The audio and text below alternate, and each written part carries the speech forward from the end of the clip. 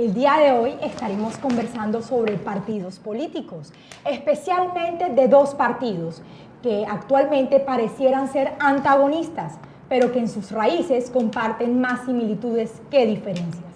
Empezando porque ambos nacieron con el propósito de darle continuidad al proyecto político del expresidente Uribe y que actualmente tienen como prioridad conservar o retomar la silla en Palacio de Nariño. Hoy estamos con el varón electoral del partido de la U, el senador José David Nami, y con el vocero del Partido Centro Democrático, senador Jaime Amin Hernández. Muchísimas gracias, bienvenidos a la palestra.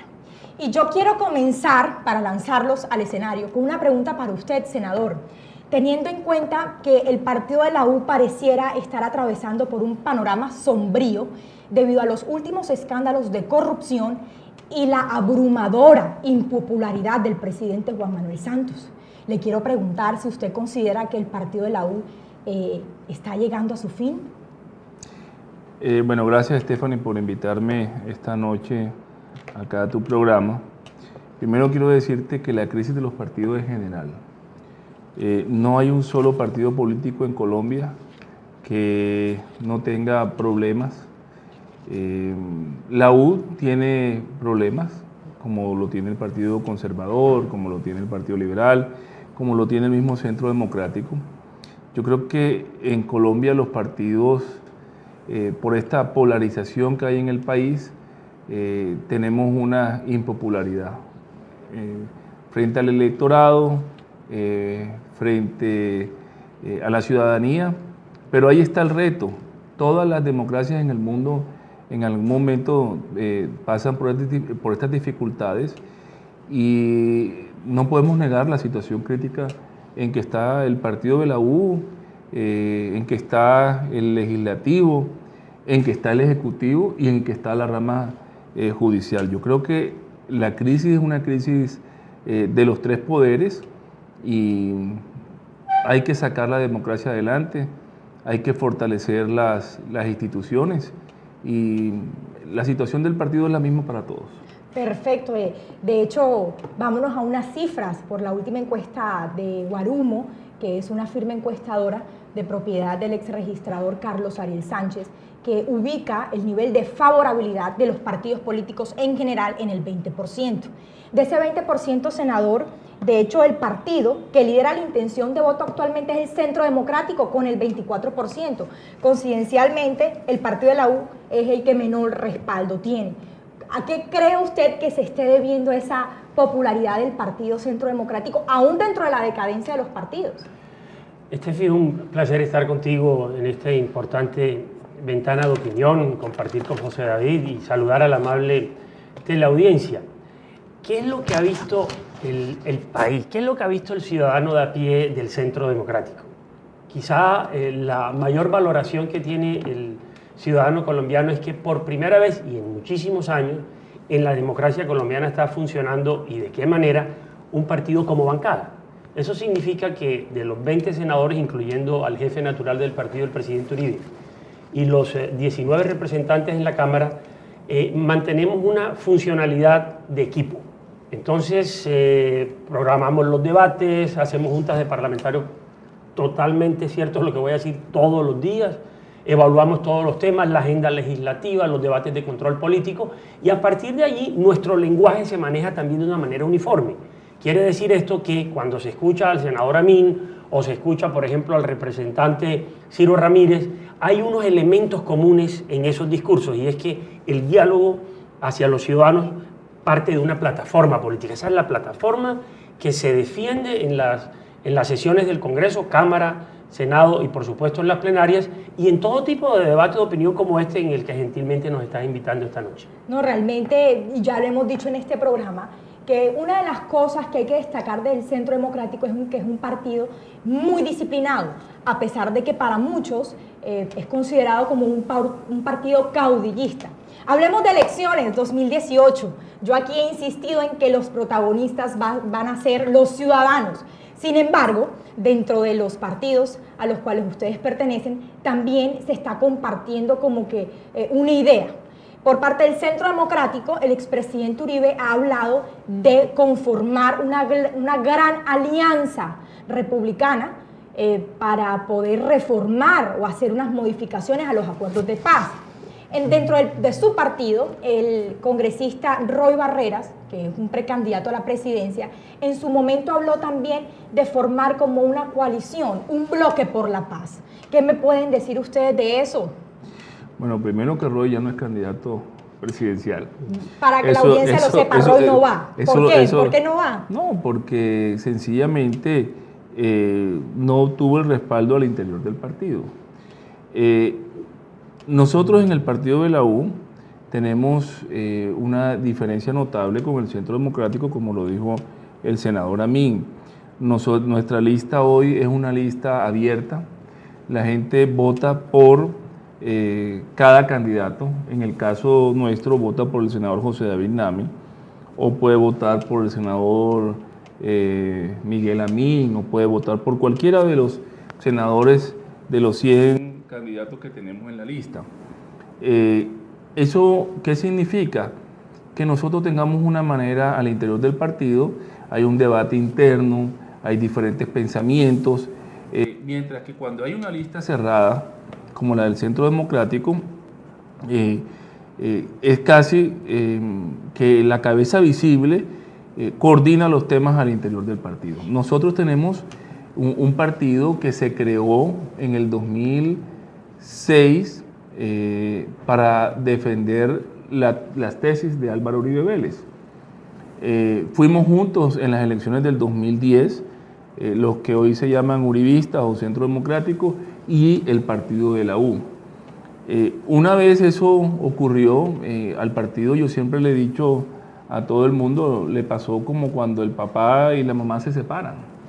El partido quedó en la mitad, quedó con una de las dos vertientes, por la ley de bancada, por la ley actual. Nadie se puede salir de los partidos, ni Jimmy se puede salir del Centro Democrático, ni yo me puedo salir del partido de la U, porque eso no se permite en la ley. Es decir, que los rumrunes de que de pronto varios congresistas del partido de la U se volverían a subir al bus uribista está descartado. Yo no creo que al bus uribista, yo creo que al interior del partido hay unas vertientes muy fuertes que se identifican con Álvaro Uribe Vélez, porque nacieron en la política con Álvaro Uribe Vélez, pero la ley no permite ahora el transfugismo. Le hago otra pregunta, ¿qué pasa con el bloque o el Frente por la Paz? Si bien hay algunos que se sienten identificados aún con la figura del expresidente Uribe, saben que él es una figura que no ha estado del todo de acuerdo con el fondo de esos acuerdos. Mire, yo estoy de acuerdo con la paz. ¿En qué sentido? Que cualquier guerra le hace daño al país. Nosotros estuvimos por 50 años en una guerra, seguimos en guerra porque llegamos al acuerdo con una fracción, digamos, de parte del problema. Ahí queda el ELN, queda los grupos narcotraficantes, quedan todas esas bandas criminales. Disidencias. Digamos que se llegó a un acuerdo con la FARC. Eso es lo que hemos hecho. Nosotros, la verdad que decir que en Colombia llegamos a la paz, eso no es cierto.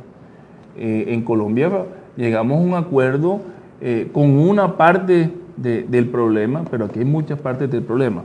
Entonces, lo que está pasando es que algunas personas, como el senador Roy Barrera, con el cual mi pensamiento es completamente diferente, él hizo parte de los diálogos de paz.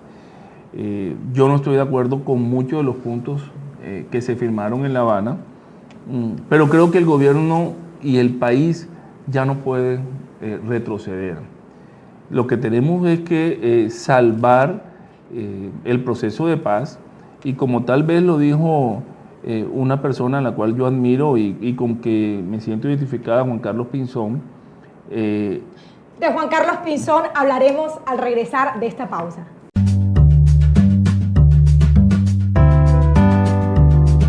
Seguimos en la palestra. estábamos dialogando con el senador Jaime Amín, vocero de la bancada del Centro Democrático, y el senador José David Name, un líder indiscutible del partido de la U. Hemos llegado hasta el momento a una conclusión que creo que aquí se comparte en esta mesa, es que si bien pareciera que son dos partidos antagonistas, en sus raíces son más las cosas que los unen que las que los diferencian. Senador, usted ahorita también puso aquí en la palestra la candidatura de Juan Carlos Pinzón, quien precisamente se pudiera nominar como la persona de más confianza y más cercana al presidente Juan Manuel Santos. Sin embargo, hubo un pequeño distanciamiento, o pareció que lo hubo. No, lo que pasa es que, Stephanie, cuando Juan Carlos Pinzón expresó públicamente que ya los acuerdos no se podían echar para atrás, y lo que él pensaba hacer si llegara a la presidencia de la República es revisarlos y mejorarlos, mucha gente, incluido el presidente, no le gustó la idea.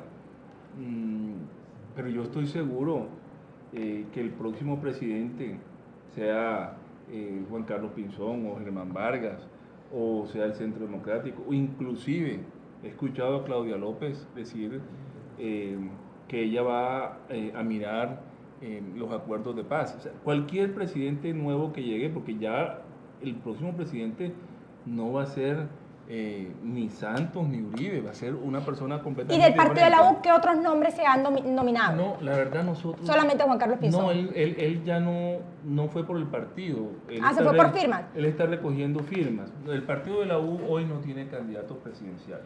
Pero usted está respaldando la figura de Juan Carlos Pinzón. No, a mí me gusta Juan Carlos Pinzón. Okay. Y ahora le digo yo dos cosas. Yo soy muy abierto.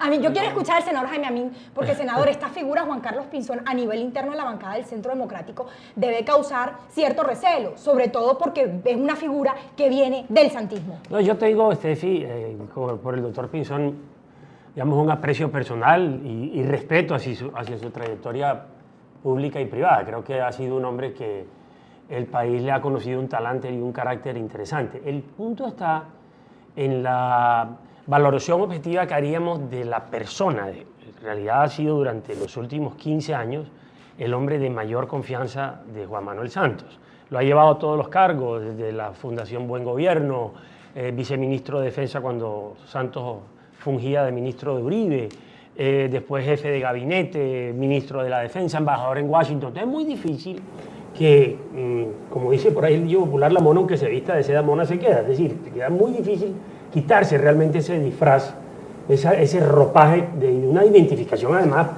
doctrinaria que hay con Juan Manuel Santos. Entonces, nosotros, por ejemplo, en el espectro político tenemos unos candidatos muy valiosos, 5 en este momento. ¿Cuáles son?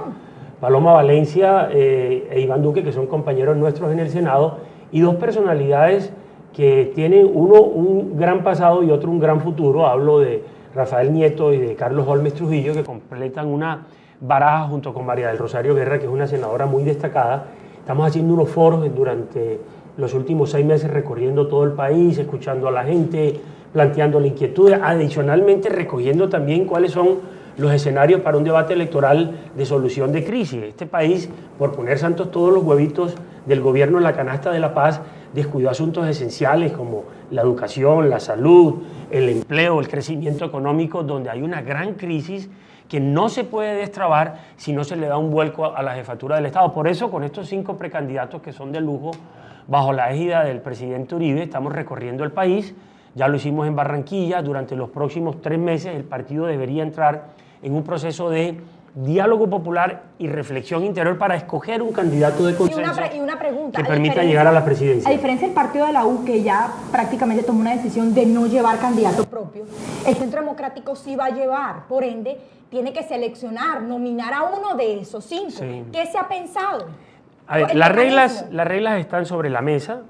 Lo más obvio es que son 5 personas que comparten una plataforma, que comparten una ideología, que tienen un modus, digamos, de acción diferente frente a los planteamientos hacia la ciudadanía, pero que tienen, sin duda, digamos, un eje y una idea central de defender unos postulados de la causa que se desaparecieron en este gobierno.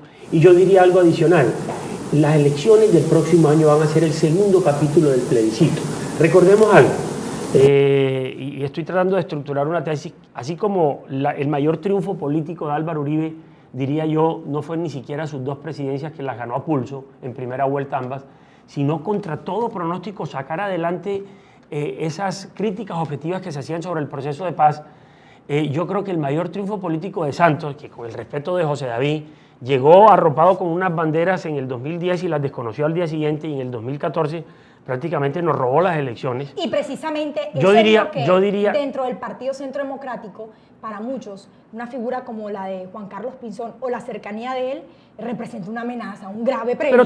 Y termino esta idea, para escuchar a José David, es que quizá lo que está planteando Santos es que ese segundo capítulo del plebiscito del pasado 2 de octubre, donde ganó el no claramente y el gobierno desconoció increíblemente esa voluntad popular, va a tener un reflejo en las elecciones presidenciales del próximo año, y por eso yo creo que esa coalición que lidera el presidente Uribe va a buscar ganar en primera vuelta con un amplio sector de opinión que quiere la paz, pero que se ha opuesto a la manera como la ha llevado a cabo el gobierno. Senador José David, ¿implementación de los acuerdos o reforma de acuerdos? Mire, antes de tocar ese punto, quiero decirle algo, Estefano. Si usted hace una encuesta con los ciudadanos que nos están viendo, los ciudadanos están cansados de la polarización de este país. Los ciudadanos están cansados del tema de la paz. Los ciudadanos necesitan que les hablen de economía, porque tenemos muy mala economía familiar. Los ciudadanos necesitan que le hablen de trabajo, porque trabajar en Colombia es un lujo. Los ciudadanos necesitan que les hablen de una reforma a la educación. ¿Cuántos jóvenes no se gradúan del colegio y no tienen una oportunidad de llegar a la universidad? Los ciudadanos necesitan que le hablen de una reforma de justicia, de salud. O sea, no solamente es suscribir estos debates al tema de la paz. Yo personalmente no estoy en ninguna alianza por la paz. Soy de los pocos congresistas que fui claro expresar públicamente que yo por Humberto de la Calle no voto nunca, y que tampoco votaba por Roy Barrera. Yo lo dije públicamente y lo escribí en una columna. Ahí está, y ahí eso queda en el internet, y usted sabe que lo que uno escribe en el internet no se puede borrar. Entonces, yo no estoy en ningún acuerdo por la paz. Y le puedo decir, Stephanie, que en el partido de la U, más del 70% del partido no está en ningún acuerdo por la paz. No se equivoquen, Armando Benedetti y Roy Barrera no son el partido de la U. Ellos hacen parte del partido, pero la mayoría del partido sí quiere una paz, como la quiere usted, como la quiere Jimmy, pero quiere una paz duradera, quiere una paz posible. Me preocupa, y eso lo digo, lo he dicho en todos los foros, que nuestra paz no pueda ser sostenible. ¿Por qué? Un solo detalle: la FARC ha incentivado que los campesinos de Colombia se pongan a cultivar coca. Esa es la disparada que hay del cultivo, porque le dijeron que después el gobierno y el gobierno de Estados Unidos les iba a solucionar y les iba a hacer una reconversión agrícola, y eso se ha disparado, y todas las trampas que nos ha querido hacer la FARC. Yo estoy de acuerdo con la paz, mas no con la trampa que nos quiere hacer la FARC. Tenemos que ir a un corte comerciales. Al regreso seguiremos hablando sobre los retos que tiene el país que trascienden el proceso de paz.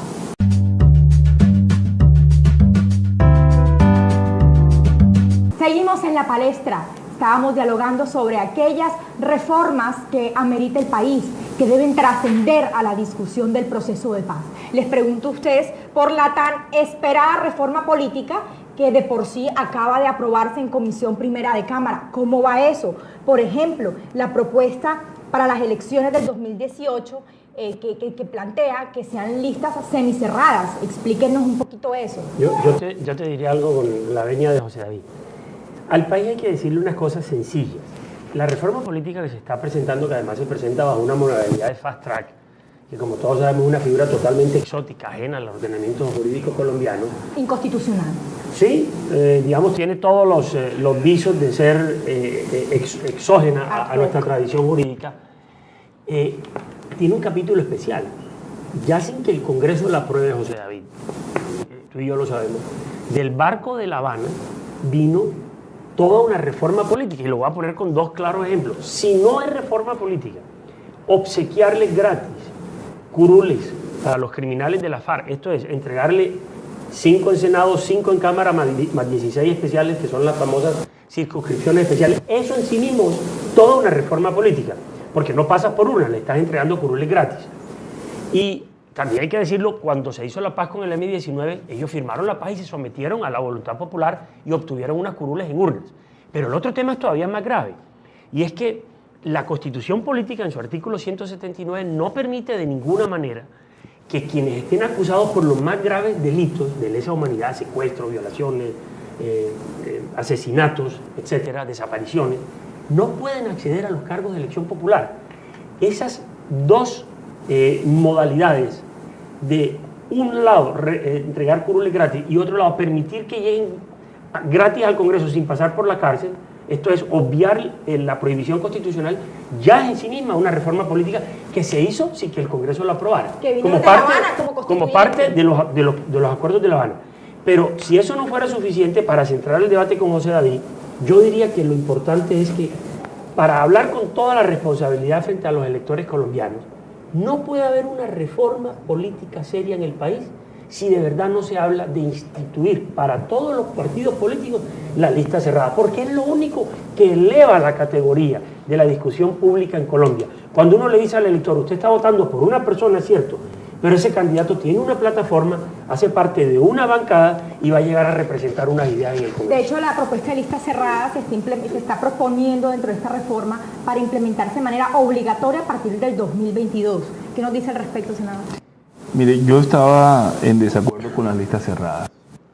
Cuando fui presidente del Congreso, en una reforma que se presentó por parte del gobierno, yo me opuse a la lista cerrada. Hoy he cambiado el pensamiento. ¿Por qué? Si usted va a las registradurías auxiliares de Barranquilla o va a la registraduría en la calle 79 o a la especial ahí frente al centro cívico, usted se va a dar cuenta que hay filas y filas y filas y filas.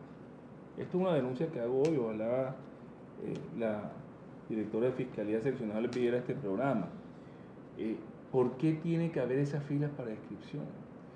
Las inscripciones se abren para las personas que se están mudando, para las personas que se cambian. Para facilitarle. Para facilitarle. Una persona que se vino a vivir de Bogotá acá, la democracia tiene que darle la oportunidad que pueda votar y tiene que inscribirse en Barranquilla.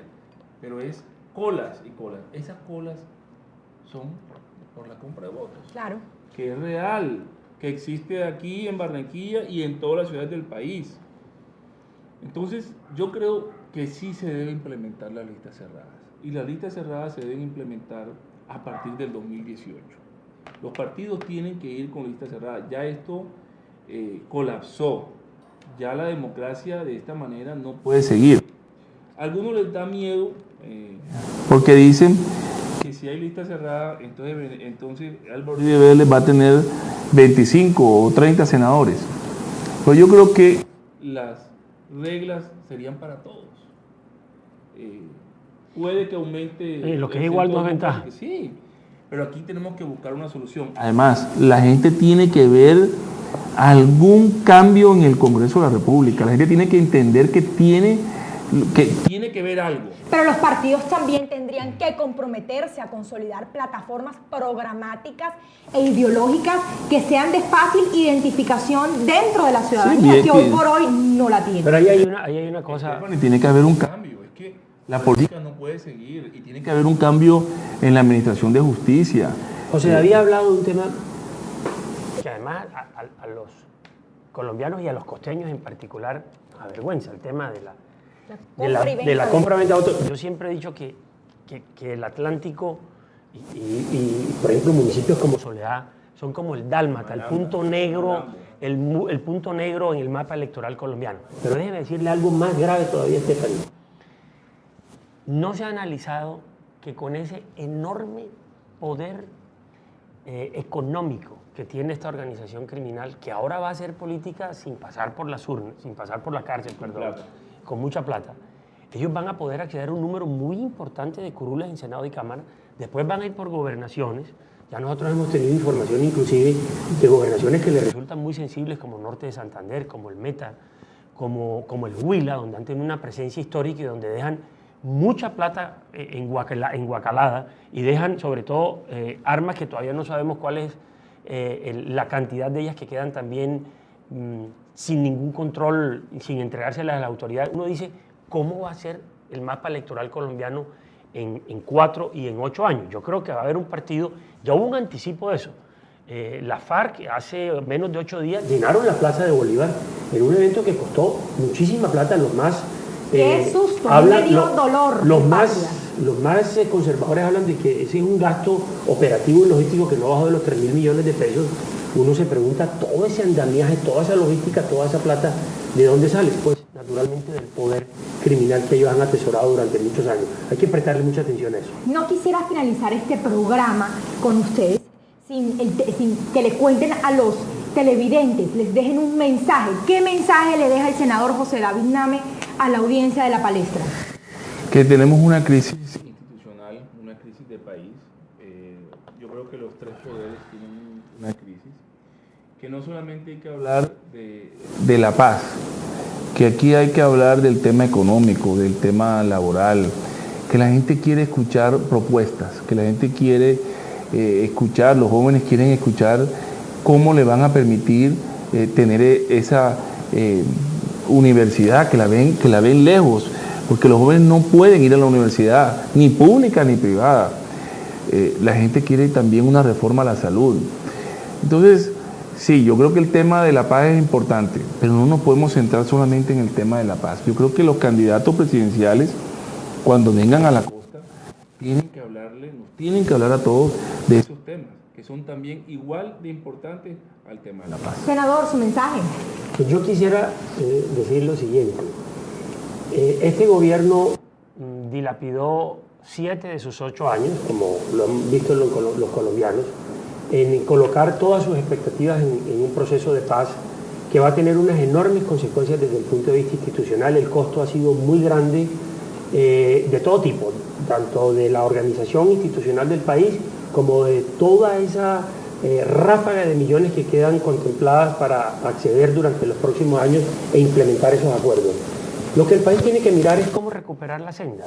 ¿Cuáles son las propuestas que lleguen nuevamente sobre la senda de la democracia, la seguridad, en la justicia, el reforzamiento del crecimiento económico del país, cómo la salud no sigue siendo un negocio para muchísimos sectores políticos que dilapidaron todo ese gran capital que había consolidado en el crecimiento de la cobertura en salud durante los 8 años del gobierno de Uribe. Y decirles algo fundamental: el poder no lo tiene el político, el poder lo tiene el ciudadano, y la única manera de recuperar esto es votar de manera libre en las próximas elecciones. Muchísimas gracias. Este fue La Palestra.